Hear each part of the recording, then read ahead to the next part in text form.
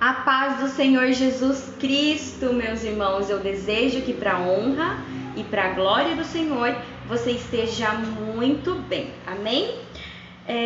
Irmãos, hoje eu quero trazer aqui um assunto que eu vejo que as lideranças espirituais dentro das nossas igrejas têm uma preocupação e elas estão com todo esse direito. Mas, irmã Mari, o que seria essa preocupação? Crentes, eu vou falar hoje para os crentes, amém? Os não crentes, aqueles que ainda não confessaram o Senhor Jesus como Senhor e Salvador, também podem ouvir essa palavra, também vão adquirir conhecimento, mas o meu intuito hoje é pegar no calo dos crentes, amém? Então vamos lá. Mas, irmã Mari, que assunto é esse que tem assolado algumas igrejas? Algumas? Não. Grande parte das igrejas. Obras de bruxaria dentro das igrejas. Isso mesmo. Obras de bruxaria dentro das igrejas, no meio de pessoas que conhecem a palavra de Deus, que confessaram o Senhor Jesus como Senhor e Salvador da sua vida. Mas quando eu falo confessar o Senhor como Salvador da sua vida, eu digo confessar como único Senhor e Salvador da sua vida. Eu não estou falando de vários deuses, eu estou falando de um único Deus. O Deus que eu e que você servimos não admite obras de bruxaria. Mas não quero ficar somente nas minhas palavras, eu adoro esse trecho, não quero ficar somente nas minhas palavras e eu quero trazer você junto comigo agora para o conhecimento bíblico, o que Deus fala comigo e com você a respeito das obras de bruxaria.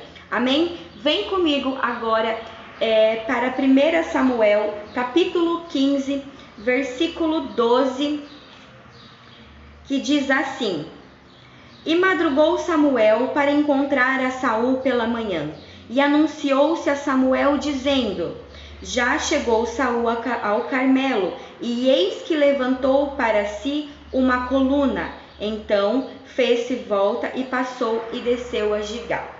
Mas eu quero que tu continue ali comigo, em 1 Samuel, no capítulo 28, no versículo 7, que diz assim: Então disse Saul a seus criados: Buscai-me uma mulher que tenha o espírito de feiticeira, para que vá a ela e a consulte. E os seus criados lhe disseram: Eis que em Dor há uma mulher que tem o espírito de adivinhar. Aqui, irmãos, quando Saul ele começa a buscar, então,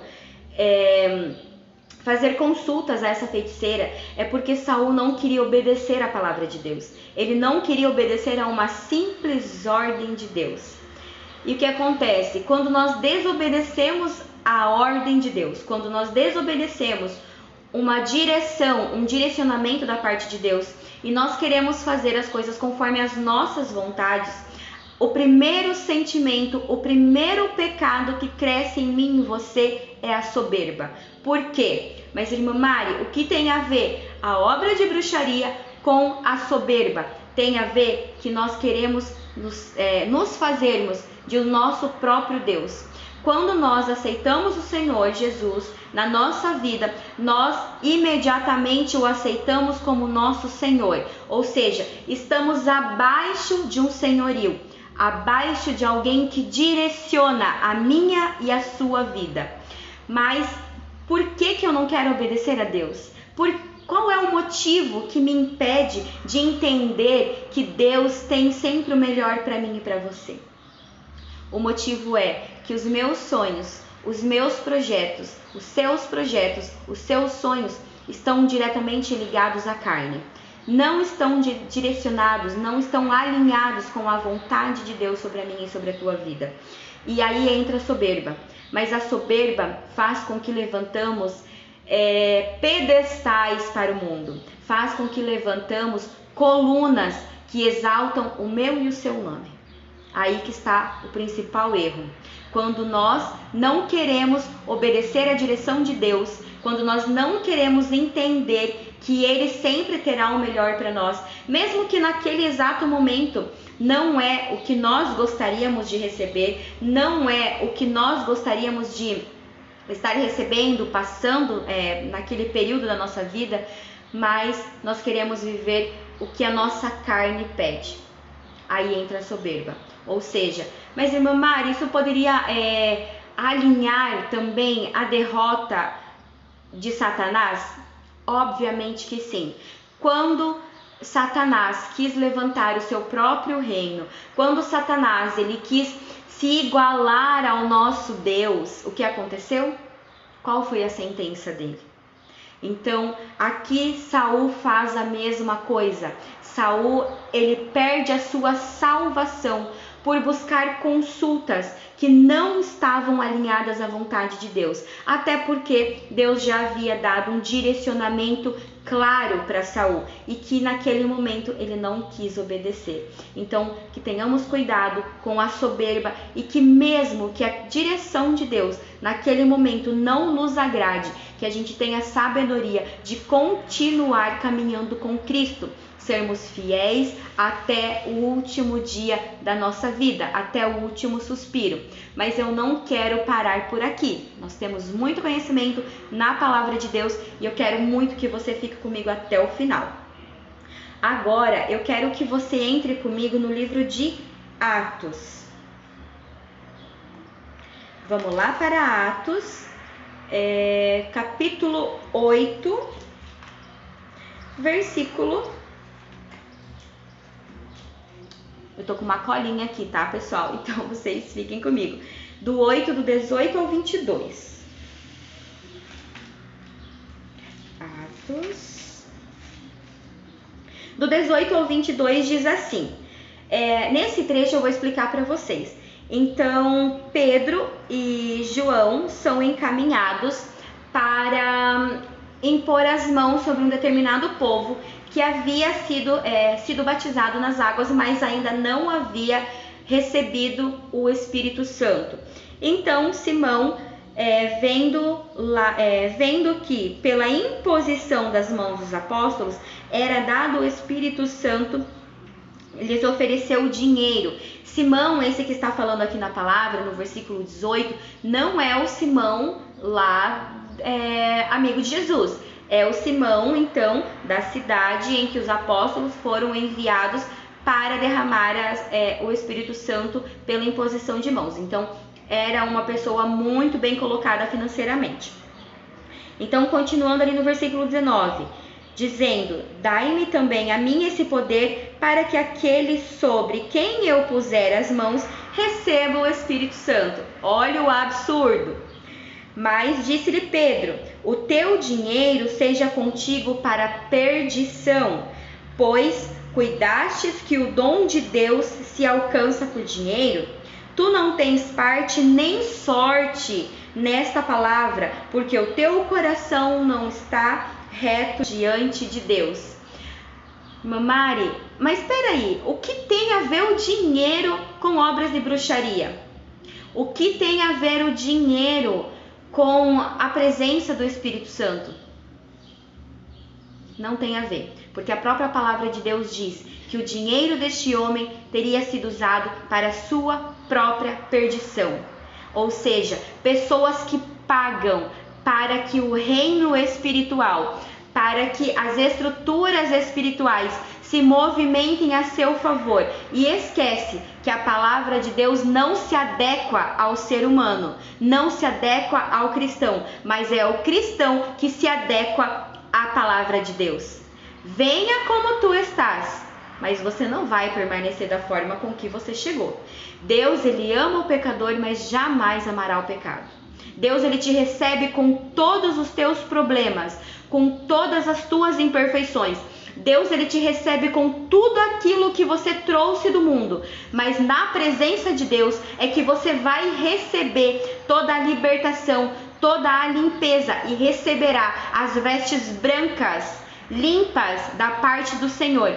Mas, irmã Mari, isso seria o quê? A transformação do Senhor na tua vida.